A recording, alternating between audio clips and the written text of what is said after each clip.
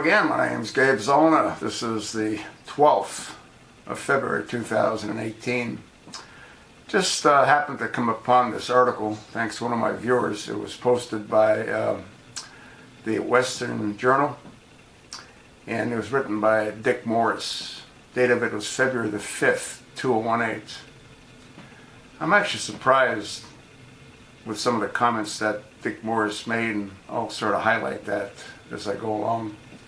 The title is Dick Morris. Now we know why Diocese authors needed McCain to get anti-Trump Diocese to Comey. It was always hard to understand why Diocese author Christopher Steele needed someone else to transmit his phony Diocese to FBI Director James Comey. After all, shortly after the election, Steele told David Corn of Mother Jones that he regularly consulted with the U.S. government agencies on Russian matters. He informed Corn that he had given the FBI the first memo in the Diocese and characterized the FBI's reaction as, quote, shock and horror, end of quote. According to Steele, the FBI then asked for his sources and materials, so it would seem like he wouldn't need an intermediary to hand the full Diocese to Comey. But now we know that all that was not well with the relationship between Steele and the FBI. In fact, the FBI had fired him for discussing his role with them and for reporting confidential material to the media. So apparently, Comey wouldn't be taking his calls. But the pro-Clinton, anti-Trump people didn't let that stop them.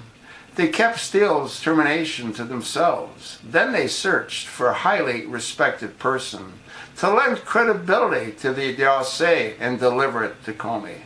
Enter John McCain.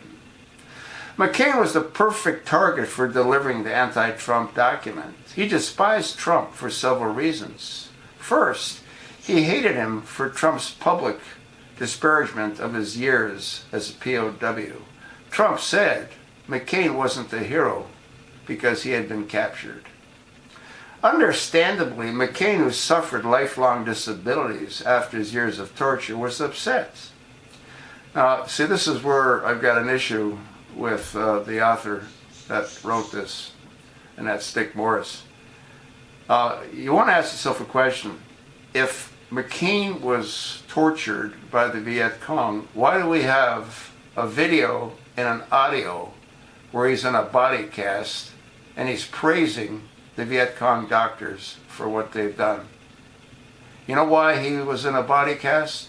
Because he's a jack-off pilot. When he ejected out of his A-4 Skyhawk that was shot down over Hanoi, he didn't protect his arms, and the wind blast broke both shoulders. He was never tortured. And I'm really surprised that Dick Morris wouldn't have known that.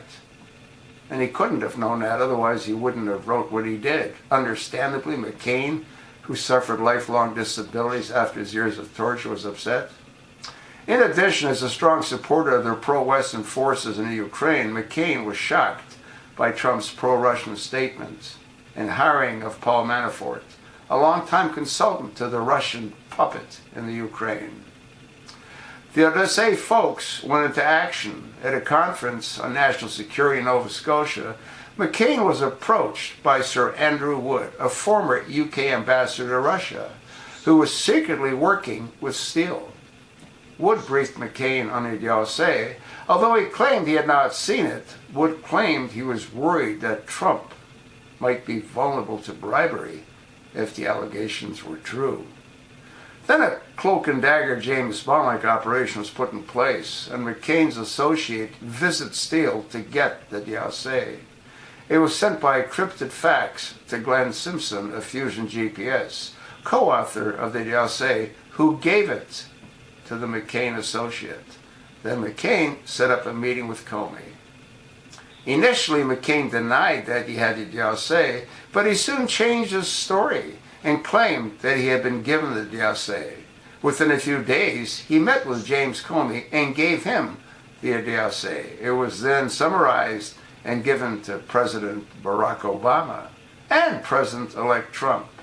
And then, of course, it was leaked and published by BuzzFeed. That was the goal, to get it out in the public to try to destroy Trump. Again, the only issue that I have is what I already clarified. Morris had to have known that McCain was never tortured. McCain is a traitor, which is why there's a statue of McCain in Hanoi Harbor. McCain, it was reported by other POWs, had given the call signs, the radio frequencies, the direction of flight, the altitude of flight of incoming bombers.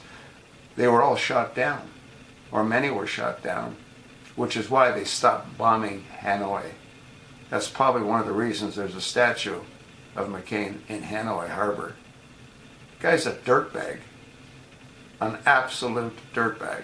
And let's not forget about the USS Forrestal, where Johnny Wetstart, with his antics, set off a missile on the jet parked behind him, which hit a pile of ordnance. 132 sailors died, 200 were injured, putting out the fire that could have sunk the Forrestal. McCain was whisked off the Forrestal by helicopter. They would have tore him apart. Folks, you think what you like. Right? Go do your own research. Don't listen to me, and don't listen to Dick Morris, because Dick Morris should have known better. That's sort of what I think. I'll attach the link. I read you the entire article.